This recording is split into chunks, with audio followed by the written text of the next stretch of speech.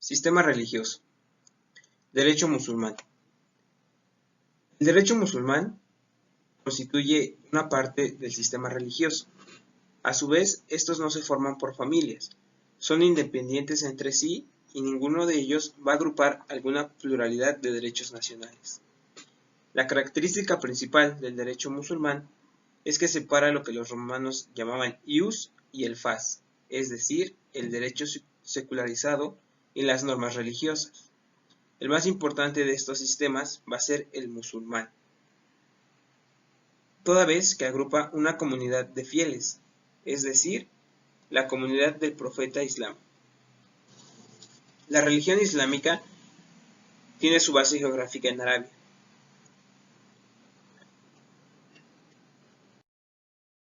Como antecedentes históricos del derecho musulmán, tenemos que se encuentra ubicado en la península de Arabia, cerca del Mar Rojo y el Golfo Pérsico. Esta es una zona privilegiada, toda vez que constituye un punto importante de comunicación. Es por ello que a lo largo de la historia ha sido un punto importante de comunicación y ha agrupado diversos conflictos bélicos en esta parte. Esto con el propósito de obtener el control y beneficiarse lo más posible de esta zona geográfica.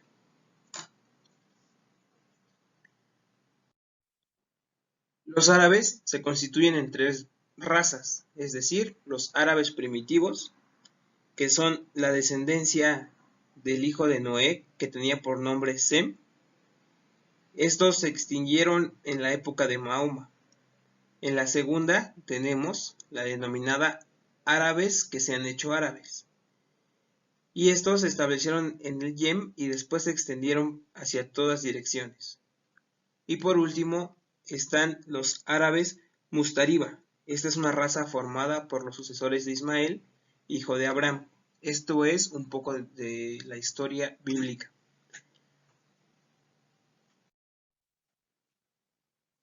Su fundador y el principal promotor de esta religión fue Muhammad. Antes de él eran politeístas, es decir, adoraban a diversos dioses o genios invisibles que intervenían en todos los actos de los hombres. Cada tribu o cada familia tenía un culto particular, además de existir en la Meca una ciudad donde se instauró un santuario de todos los árabes. Muhammad fundó el Corán, que es su principal libro, basado en predicciones o apariciones que tuvo del ángel Gabriel en la zona de la Meca. La religión del Islam significa sumisión a la voluntad divina.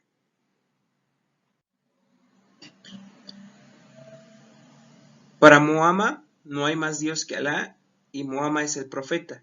Este es uno del punto medular de la religión del musulmán.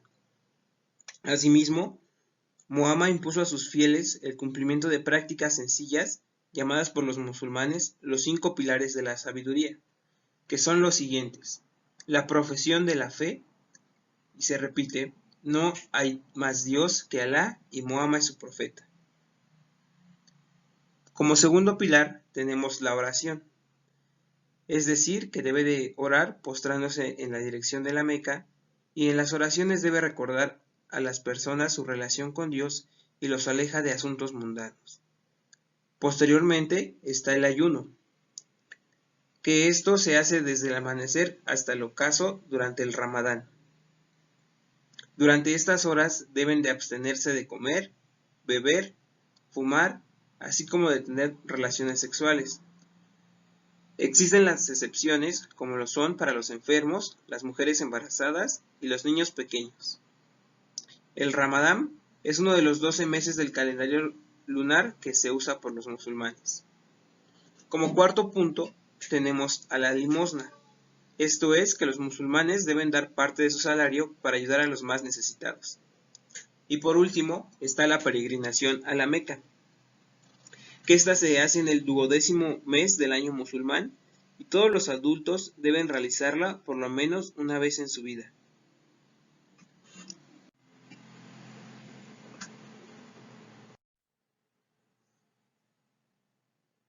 Como ya les comentaba, el Corán, o también conocido como Al-Corán, que significa recitación o lectura recitada, es el libro sagrado del Islam y contiene la doctrina transmitida por Muhammad a sus seguidores, la cual fue revelada por su Dios, Alá, a través del arcángel Gabriel.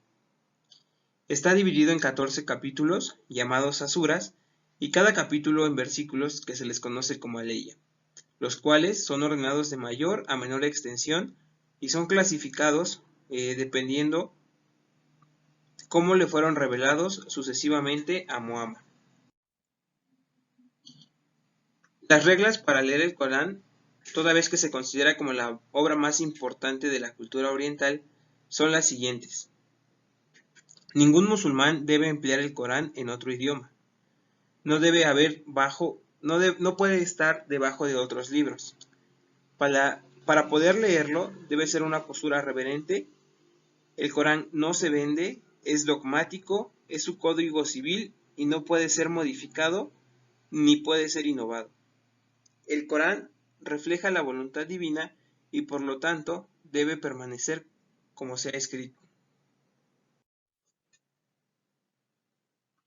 El derecho musulmán. Esta es una de las facetas de la religión del Islam, la cual comprende dos elementos que son los dogmas, estos fijan las creencias musulmanas y el camino que deben de seguir, es decir, lo que deben y lo que no deben hacer. Este contiene los principios también fundamentales de su religión, regula la relación externa con Dios, las reglas de religión, de su vida civil y la conducta.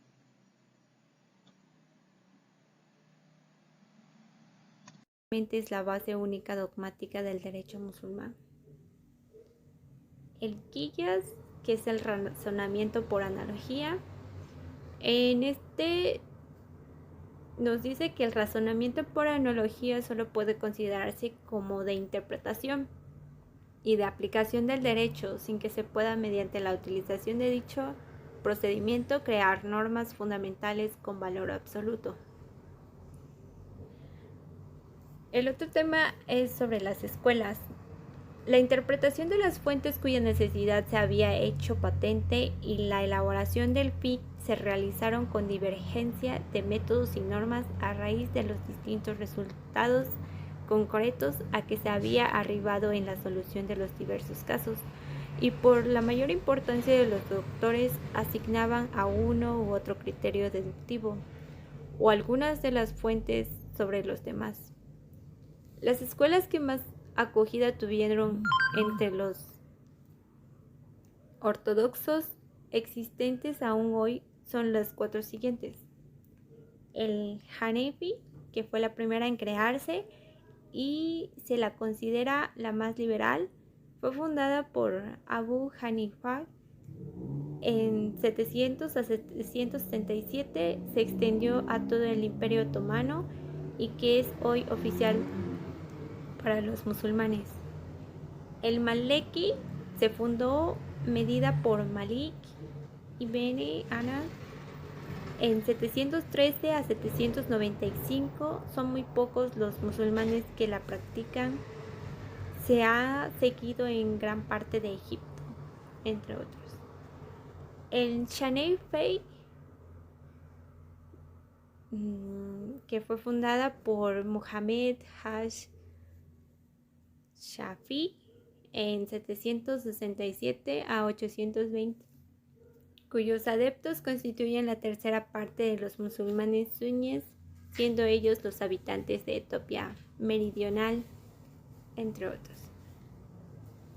El Hanbali fue fundada por Ahmad ibn Han en 780 a 855, profesada por toda la población de Arabia Central. Y por mi parte sería todo. Hola, buenas tardes. Mi nombre es Arely de la Rosa y a mí me tocó hablarles sobre el tema de inseparabilidad de religión y derecho.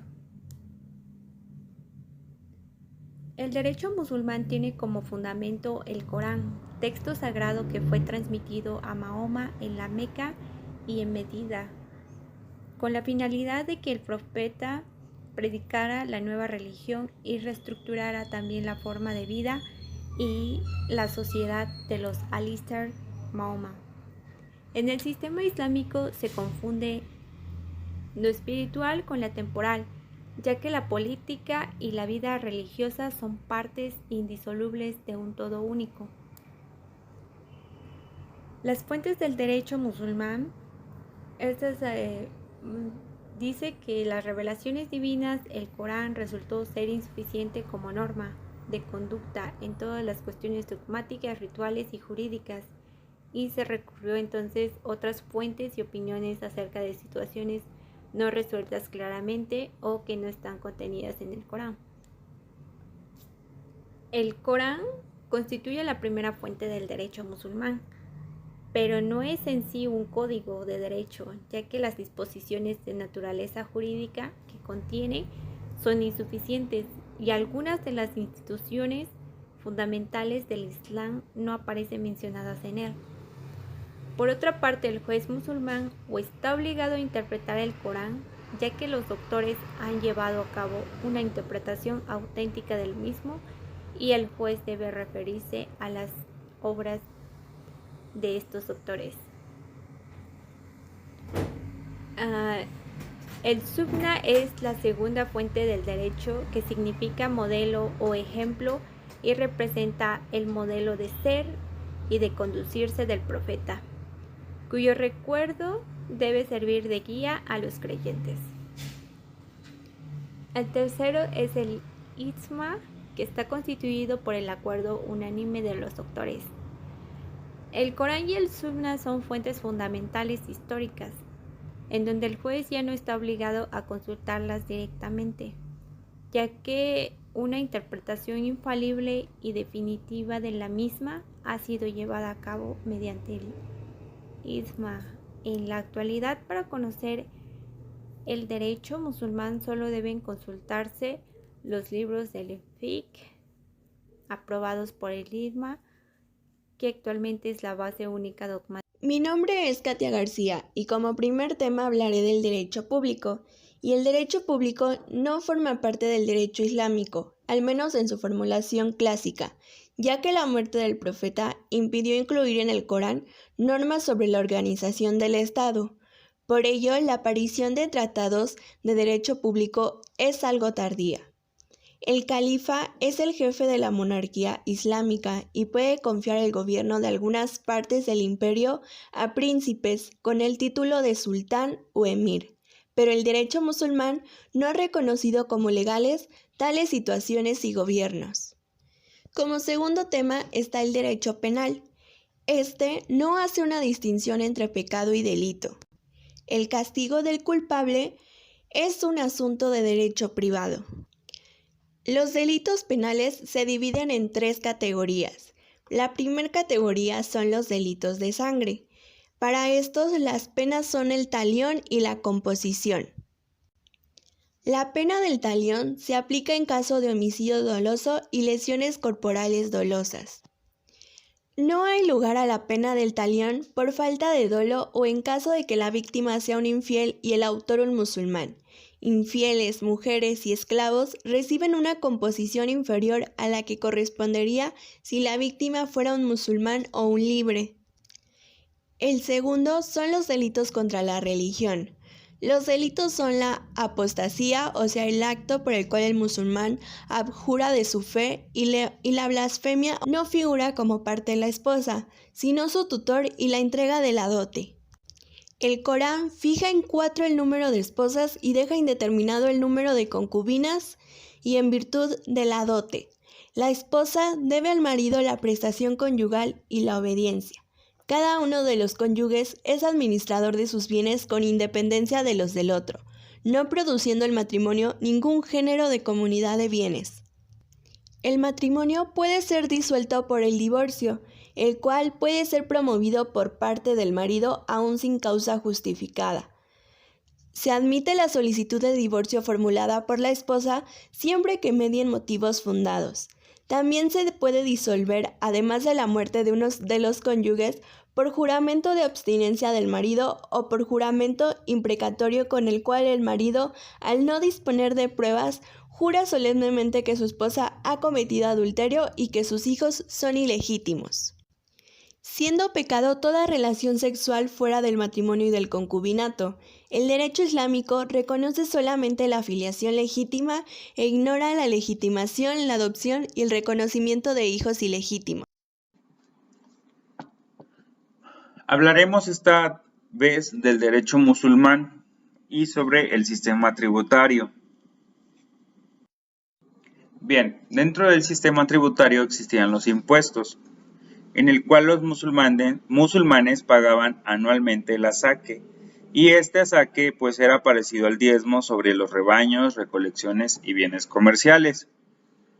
Dentro de los antecedentes más antiguos del asaque se encuentra primordialmente como una limosna que se le otorgaba a los necesitados, pero cuando Mahoma, quien fue el líder supremo y jefe político, enfrentaba a las guerras santas, este tributo o este diezmo o este impuesto se le otorgó a él para hacer frente a estas problemáticas. El asaque actualmente es un fondo de solidaridad entre los fieles. Posteriormente hablaremos de los impuestos más gravosos, y estos los pagaban los infieles cristianos y judíos, los cuales tenían dos tipos de impuestos que son una capacitación por cada varón que se llamaba jizya y un tributo sobre las tierras que se llamaba harj. Y estos dos tributos servían para gastos generales, ¿no? El quien organizaba o quien administraba financieramente este tributo se le llamaba diván. Dentro del derecho judicial, en el derecho musulmán, vamos a encontrar del califa y pues quienes tienen la plenitud de la autoridad judicial por intermedio del cadi, quien es un juez de lo civil y penal que él mismo nombra. Para desempeñar el cargo se exige que las condiciones de los musulmanes, como lo son, pues que tengan libertad, que sean del sexo masculino, que tengan plenitud en las facultades físicas e intelectuales, gocen de moralidad y de un conocimiento de la ley. El juez debe de abstenerse al fiqh, que pues era precisamente las ideas de su escuela a las que pertenecía, pero también, de igual manera, puede fundar el fallo en su conocimiento personal. Las autoridades del cadi son, además del conocimiento y resolución de los litigios planteados ante el tribunal, que de igual manera pues no solamente generaban pues estas resoluciones, sino que también vigilaban la tutela de los menores y la incapacidad y velar por la buena administración de las fundaciones piadosas. Se puede nombrar cadi en sus distritos, pero con facultades restringidas. Esto es que en cada distrito se podría nombrar un cadi, pero como lo dice el texto, con facultades restringidas. En los estados musulmanes se ha ido formando una doble jurisdicción, que es la religiosa y la laica, para lo cual de ambas.